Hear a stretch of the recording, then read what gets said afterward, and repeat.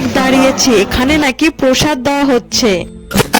এতক্ষণ শুয়ে শুয়ে লেট খাচ্ছিলাম, দেখো আমি রেডি হয়ে গেছি। আমরা এক জায়গায় যাব, কোথায় যাব পুরো মিনি ব্লগটা দেখলে বুঝতে পারবে। তো চলো মিনি ব্লগটা দেখতে থাকো।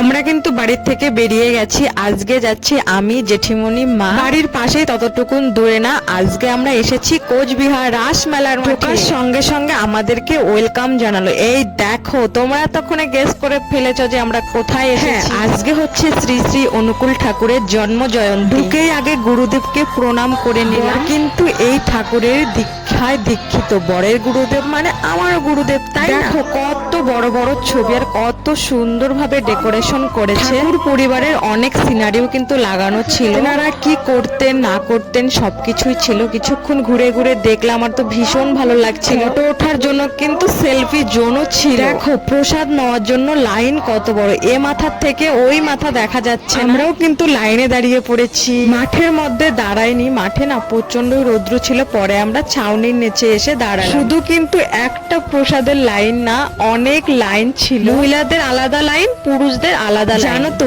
এই নিয়ে আমি ঠাকুরের অনুষ্ঠানে 2 বার আসি। আমাদের ফ্যামিলির লোক তো আগের থেকেই আসে, আমি জয়েন হয়ে গেছি 1 বছর হলো। যাই হোক, অনেকক্ষণ লাইনে দাঁড়ানোর পর আমরা পাতা পেয়ে গেছি। পাতা পেয়ে গেলে আর বেশিক্ষণ লাগে না প্রসাদ পেতে। আজকের প্রসাদটা না ভীষণ টেস্টি হয়েছিল। শুধু আজকে না, যতবারই নাকি প্রসাদ রান্না হয় ততবারই ভীষণ টেস্টি। সঙ্গে ছিল চাটনি, বুন্দি আর খিচুড়ির সঙ্গেই সবজি। আমরা খাওয়া দাওয়া করে এখন মাঠে চারপাশটা ঘুরে দেখব কি কি এসেছে। যেহেতু এটা ঠাকুরের অনুষ্ঠান, ঠাকুর পরিবারের সবারই সিনারি বিক্রি হচ্ছিল। মায়ের হাতে যে ছবিটা তোমরা দেখতে পারছো, এটা হচ্ছে ঠাকুরের নাতি আর নাতি বউ। আমি আজকেই জানতে